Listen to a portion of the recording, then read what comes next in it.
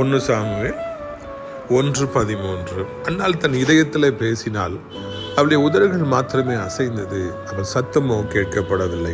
காலையிலேருந்து சாயந்தரம் வரைக்கும் அண்ணால் அம்மா அப்படியே கிடக்குறாங்க, குடிச்ச மாதிரி வெறிச்ச மாதிரி அப்படியே கிடக்குறாங்க. கொஞ்சம் கூட பாடி அசையலை, சத்தமோ கேட்கல, ஆனால் உதடு மாத்திரம் அசைஞ்சிக்கிட்டே இருக்கு. ஏன்னா அவங்க இதயத்தில் தங்களோட கவலைகளை, அந்த வேதனைகளை, அந்த அவமானங்களை, அந்த இயலாமே அப்படி ஆண்டோட்ட பேசிகிட்டு இருந்தாங்களாம்.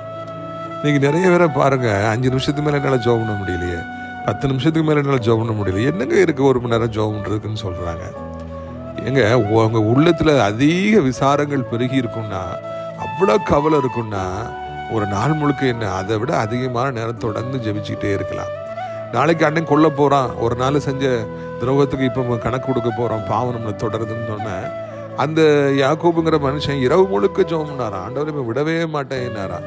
விசாரங்கள் பெருகினாதான், ஆபத்து பெருகினாதான், என்ன உயிரோட இருப்போமா இல்லைங்கிற மாதிரி சூழ்நிலை வந்தாதான் ஒரு மனுஷன் மணிக்கணக்காக நாள் கணக்காக ஜெபம் பண்ணுறான், உண்மையாக ஜெபம் பண்ணுறான். இன்னைக்கு நம்ம ஜெபிக்கணும்னா அந்த மாதிரி பாரம் நமக்கு வேணும், யாரையோ குறித்த பாரம், எதையோ குறித்த ஒரு பாரம். அந்த பாரத்தோடு நீங்கள் ஜெபிச்சு பாருங்கள், எவ்வளோ நேரம்னா நீங்கள் ஜெபம் பண்ணுவீங்க. நீங்கள் உலகத்திலே ஒரு ஜெப வீராங்கனையாய் மாறுவீர்கள். அந்த ஜெபத்துக்கு கர்த்தர் மிகப்பெரிய பதிலை கொடுப்பார். கர்த்தர் உங்களை ஆசீர்வதிப்பாராக. ஆமென்.